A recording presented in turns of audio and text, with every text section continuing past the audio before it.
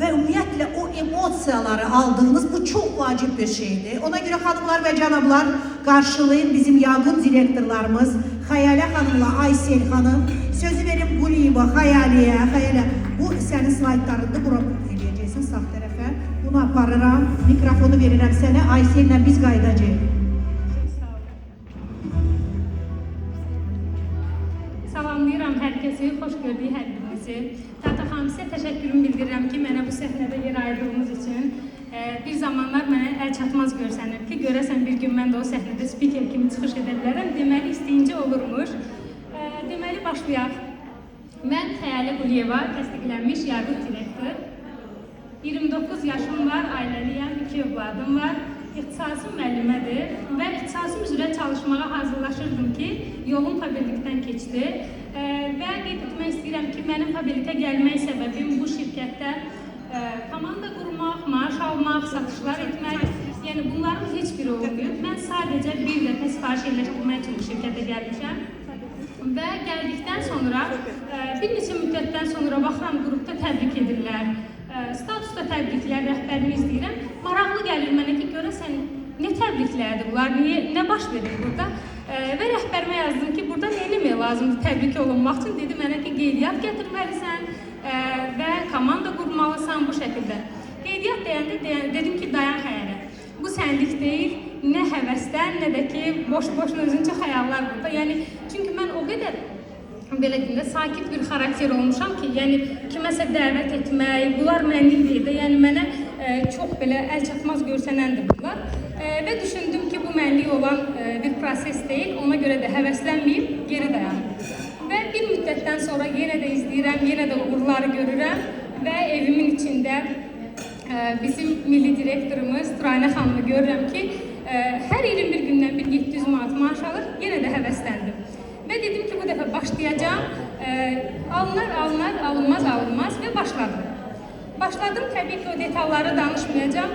Bir müddət çalışandan sonra direktor, baş direktor rütbəsini gəldim, açdım.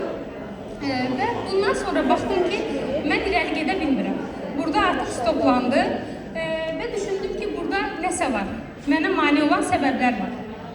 Baxın, soruşa bilərsiniz ki, yaxşı, bəs başda deyirdin ki, bu iş mənlik deyil, mənim xarakterim bu işə cavab vermir. Bəs necə oldu ki, sən başlamaq istədin? Mən özüm üçün bir müqayisə etdim. Deməli, düşündüm ki, mən müəlliməliyə çalışıram ki, gedim müəllimə işləyib. 2 körpə uşağım var, onları hara qoyacağım?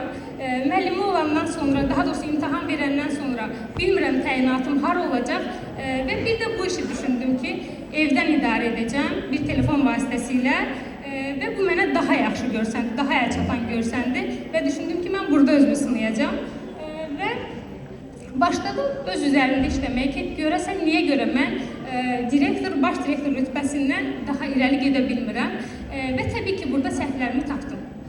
Səhvlərimi tapdım, nə idi o səhvlər? Aha, ChatGPT-dən şəkil istədim, sağ olsun, o da özümə oxşayan bir şəkil verir. Deməli, burada mənə mani olan səbəblər. İnamsızlıq, qorxu, cəsarətsizlik və küskünlük.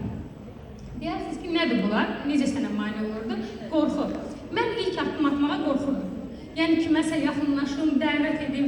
Sanki dəvət etsəm, mənə yox desə, yəni nəsə baş verəcəkmiş kimi mən qorxularım belə çox idi. İstəmirdim ki, kiməsə addım atım, kiməsə tərəf gedim və düşündüm ki, mən bunun üzərində işləməliyəm. Və bunun üzərində işlədim və düşündüm qorxularımı necə aşa bilərəm, ancaq onların üzərində gedərək. Günün bugündə mən qorxularımın üzərində gedərək onları aşıram və ondan sonra inamsızlıq.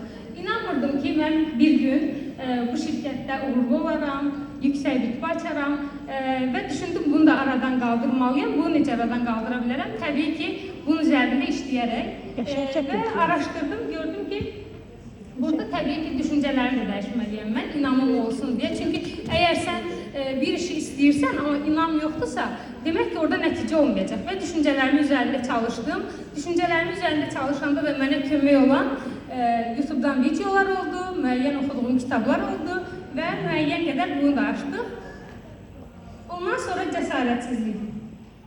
Baxın, inamsızlıqda mən YouTube'dan video izlədim, kitab oxudum, kömək oldu mənə. Amma cəsarətsizlikdə bunların heç bir kömək olmurdu. burada artıq hərəkətə keçmək lazım idi. Nə etdim? Deməli, düşündüm ki, nədir məni cəsarətsiz göstərən? Burada məni cəsarətsiz göstərən mənim insanlara dəvət etməyim, qorxuram, çəkinirəm və onun üzərində çalışmağa başladım. Bir yaxınımla danışırdım, dedim ki, bəs sən mənə məlumatlarını göndər, mən səni qeydiyyatdan keçirəcəm. Dedim, mən necə qeydiyyatdan keçirəcəksən, bəs mən necə bacaracam mən bunu? Dedim, hə, bacaracaqsan, sən göndər məlumatları. Dedi, göndərim, amma sən mənə kömək edəcəksən. Dedim, əlbəttə, mən sənə kömək edəcəm orada. Və sonra bunu da müəyyən qədər açdıq, baxdım, gördüm ki, bunun üzərində də işləyəndən sonra bunu da müəyyən qədər açmışam. Və üstünlük. Deyərdim ki, saydıqlarımın içərisində ən çətinliklə açdığım xüsusiyyətim bu olub. Çünki təsəvvür edir, uşaqlıqdan bəri mənimlə gələn xarakterimdir bu. Hər dəfəsində hər şeydən küsürəm, baxmıram, komandadır, rəhbərdir, küsürəm və bu mənim üçün bir çıxış yolu olur və gördüm ki, bu məni geri aparır və təbii ki, mən burada bunu aşmalıydım, bunu aradan qaldırmalıydım və bunun üzərində də çalışdım və baxın, bu mənə mali olan səbəbləri müəyyən qədər aşdım. Və açdıqdan sonra bunları gördüm ki, yenə də mən həmin rütbədə qalmışam, irəli gedə bilmirəm və axtarıram ki, bunun səbəbi nədir? Deməli, axtarıram bunun səbəbi nədir? Səbəbi tapdım. Səbəbi tapdım, necə tapdım? Deməli, YouTube-dan yenə də araşdırıram, oxuyuram, videolara baxıram və qarşıma bir video çıxdı ki, siz qruplarınızla işləmək, qruplara yol göstərmək və bu mənə düşündürdü ki, necə qruplarla işləmək, necə yol göstərmək. Mən bütün məsləhətçilərlə işləyirəm, amma o yol göstərmək, onu etmirəm. Nəsə, bu düşündürdü məni, baxdım ki, mənə nə baş verdi ki, mən inkişaf etdim. Mənim uğurumu güclü liderlər yetişdirməklə başladı. Bəli, mən baxdım ki, mənim komandamda uğurlu, güclü, daha doğrusu liderlər yoxdur. Və komandamda elə bir situasiya yaşanmır ki, mən deyim ki, gəlin, başlayırıq biz, onlara yol göstərirəm, istiqamət verirəm və onlar gedirlər, öz işlərini görürlər. Baxdım, gördüm, bu məndə yoxdur və başladım həmin bu liderləri araşdırmağa və bu liderləri necə tapdım? Mənlə yola çıxan 3 xanım var və o 3 xanımı başladım danışmağa ki, bu insanlar mənim liderlərim olacaqlar və onlarla danışdım. Gördüm ki, bunların heç biri mənim istədiyimi mənə vermirlər. Yəni, mən o lideri axtarıram, amma görmürəm. Buna söz deyirəm, o başqa söz deyir, o birisine söz deyirəm, o mənə başqa bir ticarətdən danışır və düşündüm ki, deməli, mən bu liderlərlə yox, bunların komandalarını işləməliyəm. Və daxil oldum bir liderin komandasına, axtardım oradan. Axtardım, buradan bir hədəfli bir xanımı tapdım, çıxartdım. Keçdim o birisi komandaya. Oradan da hədəfli bir xanımı tapdım, çıxartdım. Yenə də o birisi komandada bu təkrarlandı. Və baxdım ki, gecə saat 2, 3, 4 mən təlimat verirəm, gedirik, hər birimiz işləyirik, yenə gəlirik, hesabat veririk, baxdım, gördüm artıq komandada inkişaf başlayır. Və mənim inkişafımı, daha doğrusu inkişafıma mani olan səbəb, sən demə, mənim komandamda güclü liderlər olmamasıydı və mən liderlər yetişdirəndən sonra komandamda sürətli inkişaf başladı. Gümüş direktör, qızıl direktör, yaqut direktör, ard-arda açdım bu rütbələri və təbii ki, bu yolda mənimlə bərabər addımlayan liderlərimiz oldu. Bu liderlərdən bugünlərdə mənimlə burada iştirak edən Sevinç xanım var. Xüsusilə onu vurğulamışam. Çünki bugün o da burada təbrik olundu və Sevincin timsalında bütün komandamın liderlərinə öz təşəkkürümü bildirirəm. Bu yolda mənimlə birlikdə addımladıqları üçün. Çox sağ olun. Hər zaman yanımda oldunuz. Heç vaxt əlimi buraxmadınız.